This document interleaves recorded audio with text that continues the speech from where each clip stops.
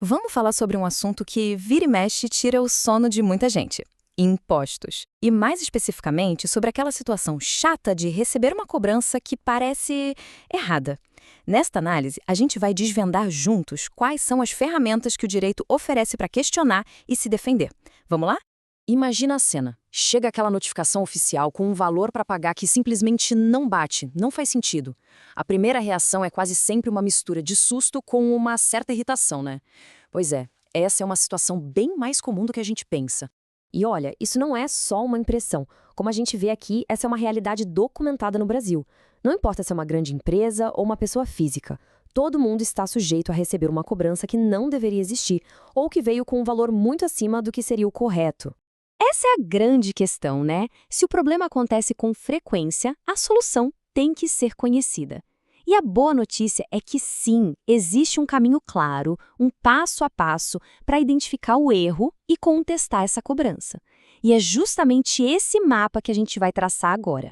Para começar, é fundamental a gente entender uma coisa: o poder que o Estado tem de cobrar impostos não é ilimitado, não é um cheque em branco. Existem regras bem claras que servem para proteger quem paga os impostos. São as chamadas limitações ao poder de tributar. Esses princípios tributários funcionam, na prática, como um verdadeiro escudo protetor. Eles são a nossa primeira linha de defesa, sabe? São eles que garantem que a cobrança seja justa, que tenha uma lógica e, o mais importante de tudo, que esteja dentro da lei. Bom, o primeiro princípio, e talvez o mais fundamental, é o da legalidade. Traduzindo, nenhuma autoridade pode simplesmente acordar um dia e inventar um imposto novo ou aumentar um que já existe.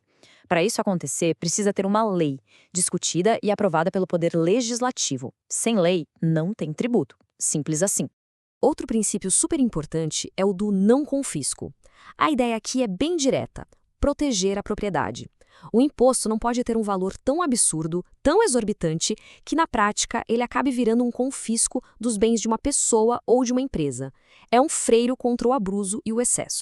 Esse princípio aqui é o que busca trazer justiça social para o sistema. Ele diz que, sempre que for possível, a cobrança tem que ser proporcional à grana que a pessoa tem. Ou seja, quem tem mais capacidade econômica contribui com mais, quem tem menos contribui com menos. Faz todo sentido, né? Beleza. Agora que a gente já conhece os princípios que nos protegem, a pergunta é: como usar esse conhecimento na prática? Como é que se constrói uma contestação formal? É aí que entra o processo administrativo. O processo administrativo tem um roteiro bem definido. Não é um bicho de sete cabeças. Tudo começa com a análise minuciosa daquele documento de cobrança, o tal do auto de infração. O passo seguinte é formalizar a contestação, que tem o nome de impugnação, e juntar todas as provas possíveis. Aí o caso vai para julgamento e, se o resultado não for favorável, ainda existe a chance de recorrer.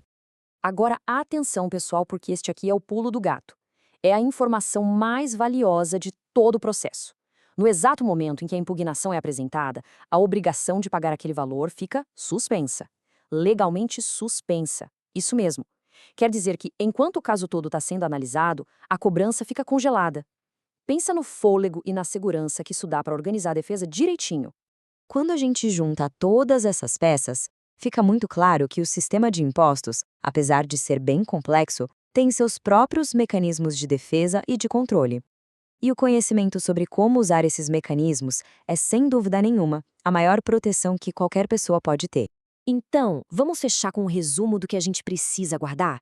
Primeiro, o poder de tributar tem limites bem definidos. Segundo, os princípios tributários são as nossas ferramentas para identificar abusos. Terceiro, existe um caminho formal para se defender. E o mais importante, contestar suspende a cobrança até ter uma decisão final. No fim das contas, o direito tributário também existe para equilibrar essa relação. E tudo isso nos leva a uma última reflexão: entender. E quando for preciso exercer esses direitos, isso não é só uma questão de dinheiro, de proteger o bolso.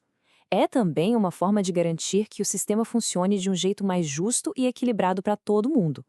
É, na sua essência, um tremendo ato de cidadania.